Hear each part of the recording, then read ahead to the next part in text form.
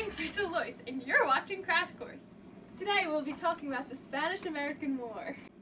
You may think I'm going to be talking about the Mexican-American War, but I'm actually going to be talking about the Spanish-American War. First, we are going to start off with the causes of the Spanish-American War. The main cause was the Cuban Revolution against Spain. Throughout the revolt, yellow journalists in the United States reported false and exaggerated accounts of Spanish atrocities in Cuba. Americans believed the newspapers, causing public support for the war to grow.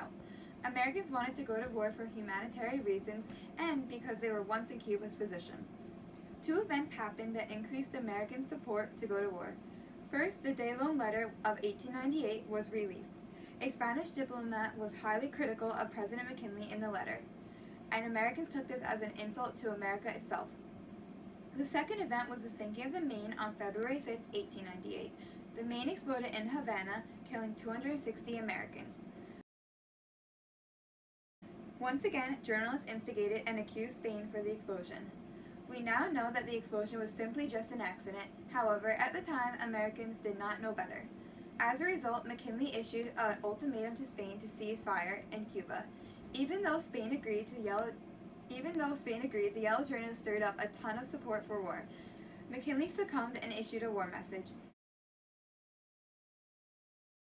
Four reasons for supporting the rebels: 1. To end miseries in Cuba. 2. To protect American citizens in Cuba. 3. To end damage to commerce, trade, and business. And 4. To end damage to the peace that the revolt was causing. Responding to the President's message, Congress passed a joint resolution authorizing war. Part of this resolution was the Teller Amendment. This declared that the U.S. had no intention of taking political control of Cuba. Also, once peace is restored to the island, the Cuban people will control their own government. Anticipating war, Roosevelt ordered a fleet to the Philippines. This group of islands had been under Spanish control since the 1500s. On May 1st, the fleet fired on Spanish ships in Manila Bay. U.S. troops captured the city of Manila on August 13th. So, after the U.S. took the Philippines, they were like, no, that's not enough. We're going to keep fighting with the Spanish. So, then they moved on to Cuba.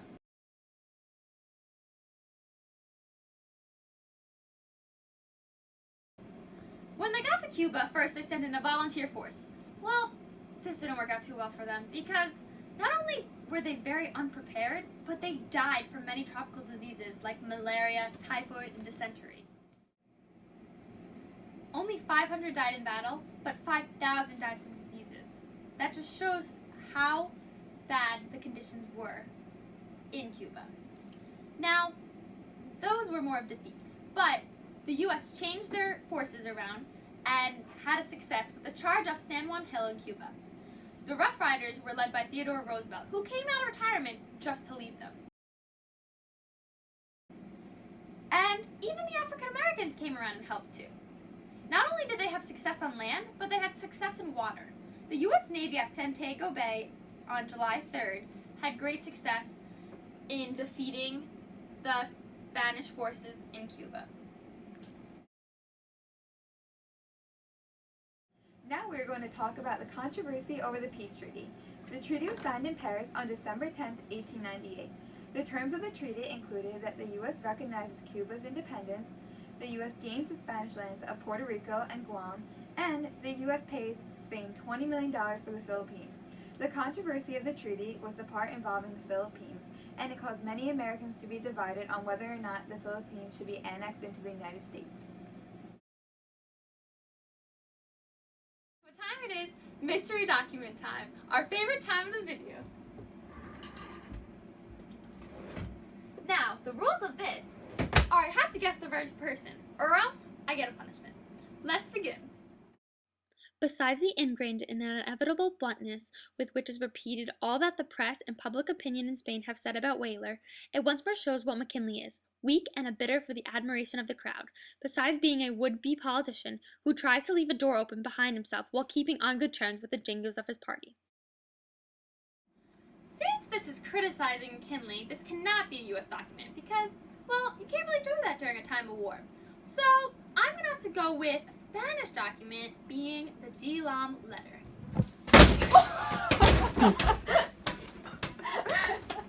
Stan, I thought that was right! applause.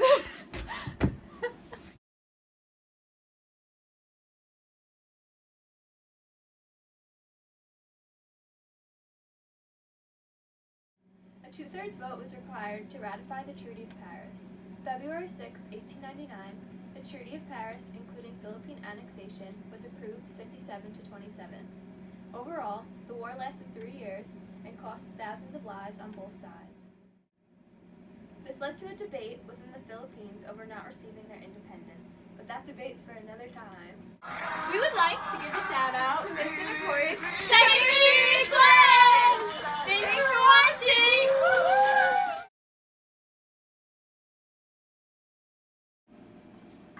Today, oh wait. The cause of the American War. Well, This is Rachel Loyst and you're watching Crash Course.